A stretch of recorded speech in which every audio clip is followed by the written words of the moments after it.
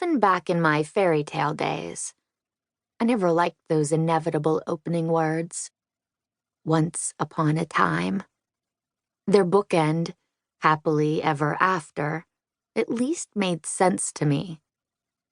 The main character ended up happy forever. That was a no-brainer and non-negotiable, the absolute bare minimum we could expect from a good story. The once upon a time, though? Let's just say I had questions. What time were they talking about? Today? Yesterday? Tomorrow? And what did it mean to be upon it? I was uncomfortable with its free-floating slipperiness. It felt like a cheap literary dodge. I've long outgrown fairy tales, but I still have trouble with the concept of time. Maybe it's because my own life has always been an exception to the rule. I lived once when I was supposed to die. And so this story, the one I'm telling you now, has two distinct beginnings. There's the one that starts with, and feel free to groan, a once upon a time. Or at least it feels that way to me because I don't remember it happening.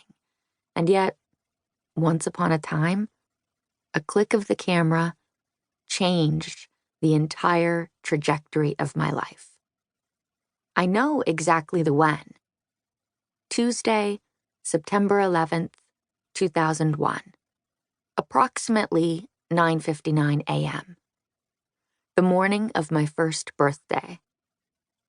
In the photograph, the one that turned me from Abbi Hope Goldstein into the baby Hope, I'm being whisked away to safety by Connie Kramer, one of the women who worked at the daycare center in the World Trade Center complex.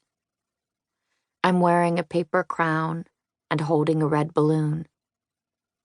And behind me, the first tower is collapsing.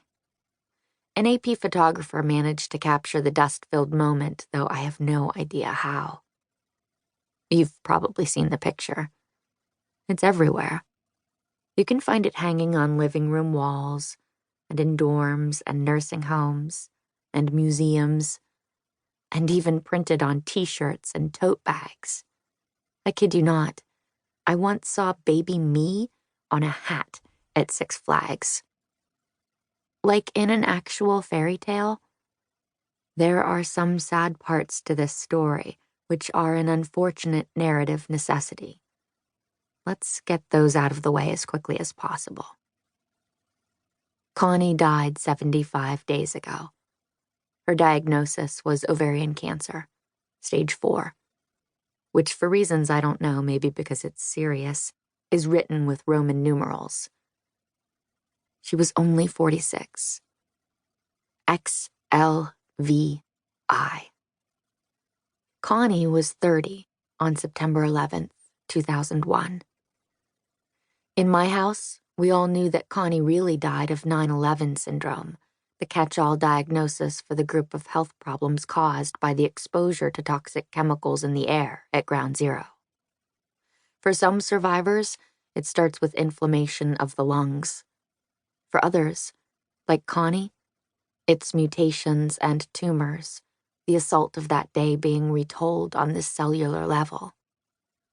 On September 11th, 2001, 24,000 gallons of jet fuel blew up. Those of us there breathed in a chemical bouquet that included crystalline silica, which equals bad, asbestos, carbon monoxide, hydrogen sulfide, or sewer gas, and God only knows what else. No, we do know what else.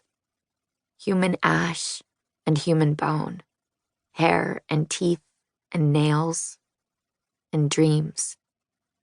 Before things get any more morbid, let me share an important bit of happily ever after. Not only did I survive on 9/11 and get almost 16 bonus years so far, but somehow, defying all statistical odds, so did my parents. My mom and dad both worked in One World Trade, the North Tower, on floors 101 and 105, respectively, when no one survived above the 91st floor. 95% of the people in the company they worked for got wiped out. Had they been at their desks, like they were supposed to be, I would be an orphan. Instead, when the planes hit, my parents were sipping frappuccinos 3 blocks away at a ground floor Starbucks, which is the best advertisement for dessert disguised as coffee I've ever heard.